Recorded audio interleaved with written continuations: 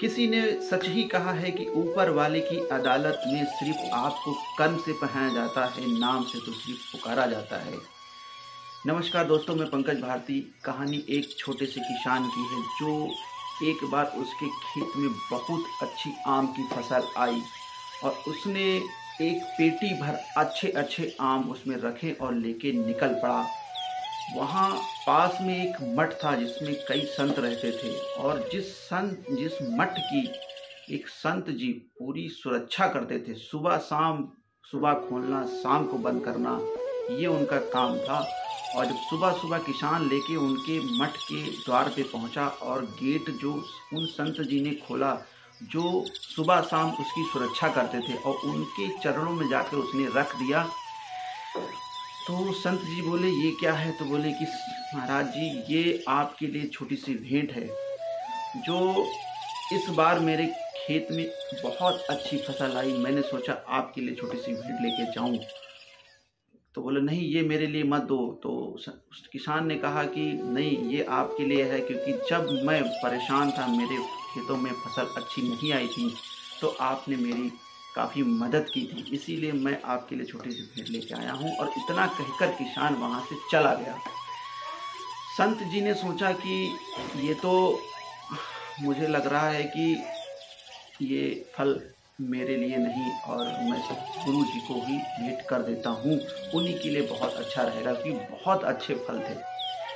पेटी उठाई और वो पेटी लेकर अपने गुरुजी के पास पहुंचा। गुरुजी से कहा, गुरुजी, ये आपके लिए छोटी सी भेंट है, ऊपर वाले का वरदान है, आप इसको ग्रहण कर लीजिए। गुरुजी ने सोचा कि यार, ये तो मेरे लिए तो अच्छी बात कह रहे हैं। तो पेटी उन्होंने खोली और उसमें देखा कि बहुत अच्छे आम थे।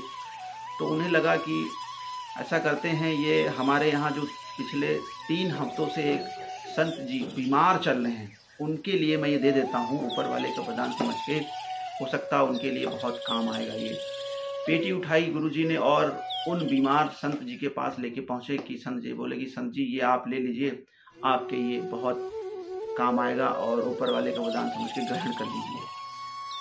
तो जो बीमार संत थे, उनके दिमाग में ख्याल आया, यार ये तो फल तो बहुत अच्छे हैं, तो ऐसा करते हैं, जो मेरी सुबह शाम मेरी सेवा करते हैं, मेरे लिए खाना बनाते हैं, पूरे मठ के लिए खाना बनाते हैं, ऐसा करते हैं, ये फल उनको दे देते हैं, उन्हें बहुत अच्छा लगेगा। तो उन्होंने पूरी पेटी उठाई और वो पेटी ले जाके उन संत जी को दे दी जो पूरे मठ के लिए खाना बनाते थे। तो उनको दे दी और उनसे कहा कि ये आपके लिए है, ऊपर वाले का वरदान समझ के ग्रहण कर लीजिए। तो वो संत जी ने पेटी खोली, देखा कि बहुत अच्छे उसमें फल हैं, आम रखे हैं पके पके बहुत अच्छे से, और उनको लगा कि यार, आम तो बहुत अच्छे हैं, मैं तो खाता ही हूँ। तो ऐसा करता हूँ कि ये पेटी मैं उन संत जी को दे दूँ जो पिछले 1 हफ्ते से ही वो यहाँ पे आए हैं और उन्होंने शुरुआत की है। हो सकता है अगर उनको हम देंगे, उनको बहुत अच्छा लगेगा, आगे से बहुत अच्छा काम करेंगे वो यहाँ पे वो।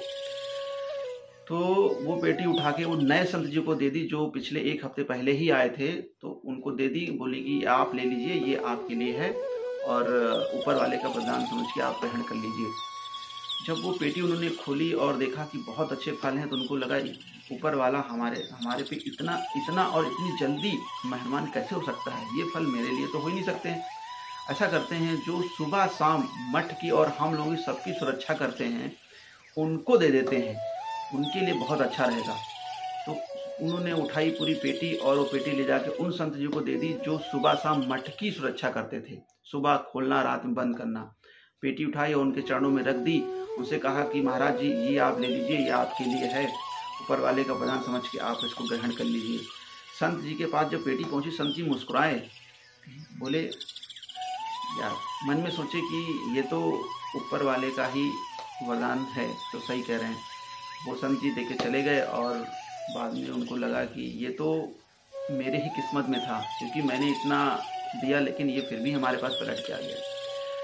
तो दोस्तों, मैं इस कहानी से आपको यही संदेश देना चाहता हूँ कि साथ में जो है कुछ नहीं जाता है, सिर्फ कर्म ही जाते हैं। अच्छा आप करेंगे तो आपके साथ अच्छा होगा, जो आपकी किस्मत में है वही आपको मिलेगा।